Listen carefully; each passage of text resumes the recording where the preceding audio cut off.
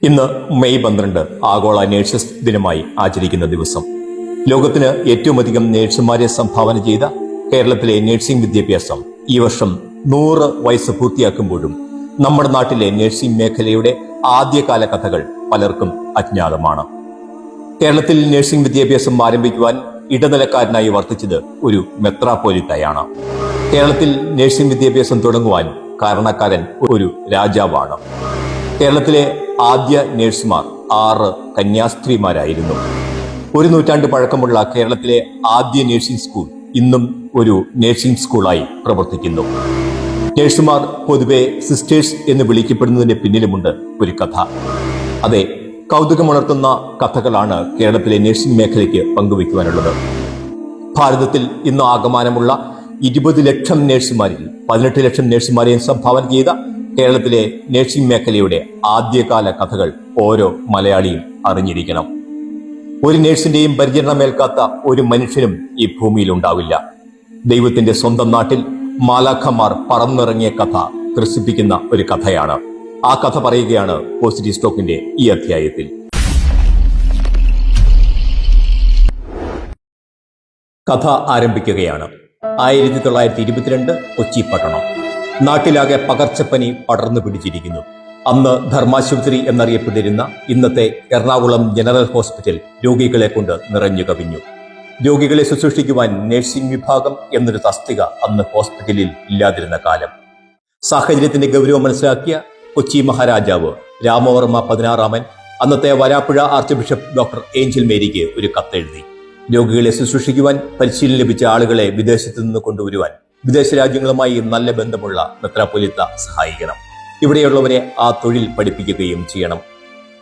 കത്ത് വായിച്ച Varapuzha arch bishop ഇറ്റലിയിലെ സിസ്റ്റേഴ്സ് ഓഫ് ചാരിറ്റി സന്യാസ സമൂഹത്തിന് കത്തെഴുതി. നിങ്ങളുടെ സേവനം ഈ കൊച്ചു നാടിന് ആവശ്യമുണ്ട്. അന്ന് റോമിൽ പഠിച്ചുകൊണ്ടിരുന്ന പിന്നീട് വരാപ്പുഴ അതിരൂപതയുടെ മെത്രാപ്പൊലീത്തയായി തീർന്ന ഡോക്ടർ ജോസഫ് അട്ടിപ്പേറ്റിയുടെ സഹായവും ആർച്ച് ബിഷപ്പ് അന്ന് തേടി. അങ്ങനെ സിസ്റ്റേഴ്സ് ഓഫ് ചാരിറ്റിയിൽ നിന്നും സിസ്റ്റർമാരായ ഗബ്രിയൽ അർമേനിയ, പിയറിയ ടെറയോസിസ് എന്നിവർ കേരളത്തിലേക്ക് എത്തിച്ചേർന്നു. വിളക്ക് കത്തിക്കുവാൻ എണ്ണയും പ്രാർത്ഥിക്കുവാനും താമസിക്കുവാനുമായി ഒരു സ്ഥലവും മാത്രവുമാണ് അന്യരാജ്യത്തേക്ക് വരുമ്പോൾ അവർ ആകെ ആവശ്യപ്പെട്ടത്. അങ്ങനെ ദൈവത്തിന്റെ സ്വന്തം നാട്ടിലേക്ക് ആദ്യമായി മാലാഖമാർ പറന്നിറങ്ങി. കരുണയും സ്നേഹവും ഭാഷയാക്കി അവർ രോഗികളെ പരിചരിക്കുവാൻ തുടങ്ങി. സിസ്റ്റർമാർ എത്തിയതിനു ശേഷമാണ് ആശുപത്രിയിൽ അച്ചടക്കവും രോഗി പരിചരണത്തിലുള്ള കാര്യങ്ങളിൽ കൃത്യമായ മാർഗനിർദ്ദേശങ്ങളും ഉണ്ടാകുന്നത്. 1924 അവർ നഴ്സിംഗ് പരിശീലനം ആരംഭിക്കുകയും ചെയ്തു.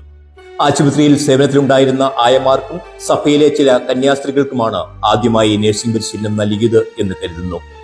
General nursing for England and Wales syllabus പ്രകാരമായിരുന്നു ആദ്യകാല നഴ്സിംഗ് പരിശീലനം. ഭാഗം 2. ഈ പറഞ്ഞു വരുന്ന ചരിത്രത്തിന്റെ തിരിശേഷിപ്പുകൾ അന്വേഷിച്ച് കഴിഞ്ഞ ദിവസം എറണാകുളം സ്കൂൾ ഓഫ് നഴ്സിംഗിലേക്ക് നടത്തിയ യാത്ര ഏറെ വെളിപാടുകളുടെ ഒരു യാത്രയായിരുന്നു. ഇനി ആ യാത്രാവിശേഷങ്ങളിലേക്ക്. ഒരു നൂറ്റാണ്ട് മുമ്പ് കേരളത്തിൽ ആദ്യം എത്തിച്ചേർന്ന നഴ്സുമാർ താമസിച്ച മുറികളും മറ്റും സ്കൂൾ ഓഫ് നഴ്സിംഗ് എറണാകുളം എന്ന പേരിൽ ഇപ്പോഴും പ്രവർത്തിക്കുന്നു എന്നത് കാലം കാത്തുവെച്ച സാക്ഷ്യം. 100 വർഷം പൂർത്തിയാക്കുന്ന ഈ ചരിത്ര സ്മാരകത്തിന്റെ ഇപ്പോഴത്തെ അമരക്കാരിയായ പ്രിൻസിപ്പൽ ഗീത ഓർമ്മകൾ പങ്കുവച്ചു. നമ്മുടെ നഴ്സിംഗ് സ്കൂൾ 100 വർഷമായി ഇപ്പോഴാണ് പൊതുജനങ്ങൾ മനസ്സിലാക്കുന്നത്. നമ്മുടെ ഇത്രയും നാളും ഇങ്ങനെ ഒരു സ്കൂളും 2024 100 വർഷം തികയുന്നതായിട്ട് എങ്ങും ചരിത്രത്തിലൊന്നും രേഖപ്പെടുത്തിയിട്ടില്ലായിരുന്നു. യിലെ ഇന്ത്യൻ നഴ്സിംഗ് കൗൺസിലിന്റെ അഫിലിയേഷൻ പെർഫോമയാണ്.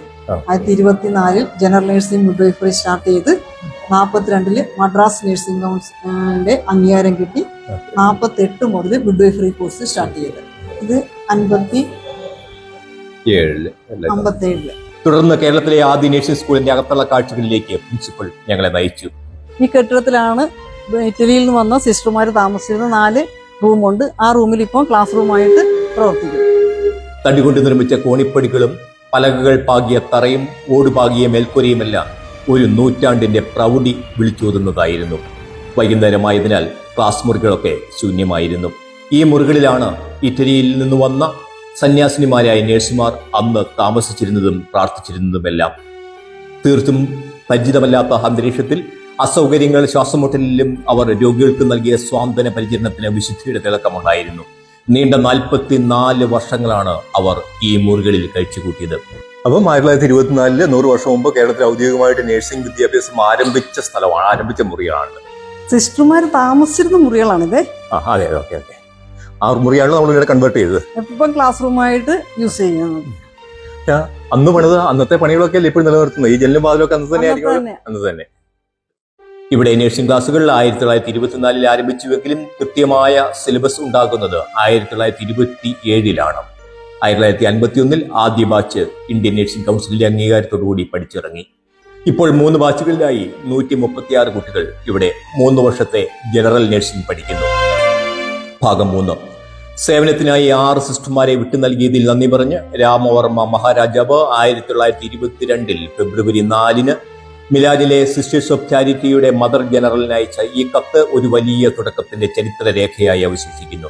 1924 കൊച്ചി രാജ്യത്ത് ജനറൽ നഴ്സിംഗ് ആരംഭിച്ചതായി ഇന്ത്യൻ നഴ്സിംഗ് കൗൺസിൽ സാക്ഷ്യപ്പെടുത്തുന്ന മറ്റൊരു രേഖയാണിത്.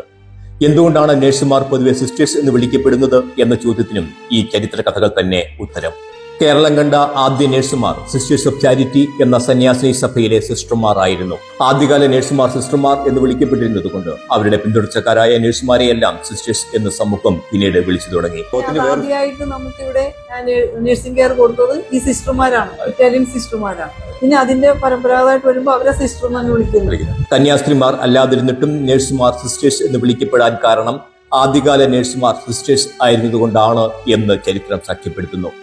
ലോകത്തിന് ഏറ്റവും അധികം നഴ്സുമാരെ സംഭാവന ചെയ്യുന്ന ഈ നാടിന്റെ സാമ്പത്തിക പുരോഗതിയിൽ ഗണ്യമായി പങ്കുവഹിക്കുന്ന നഴ്സിംഗ് മേഖലയുടെ ഈ പൂർവ്വകാല ചരിത്രത്തിന് വിശുദ്ധിയുടെ സമർപ്പണത്തിന്റെ ഗന്ധമുണ്ട്. കേരളത്തിൽ നഴ്സിംഗ് മേഖല 100 വർഷം പൂർത്തിയാക്കുന്ന ഈ വേളയിൽ കേരളത്തിലെ നഴ്സിംഗ് മേഖലയുടെ ഈ ആരംഭകാല ചരിത്ര കഥകൾ ആദരവോടെ അനുസ്മരിക്കാം.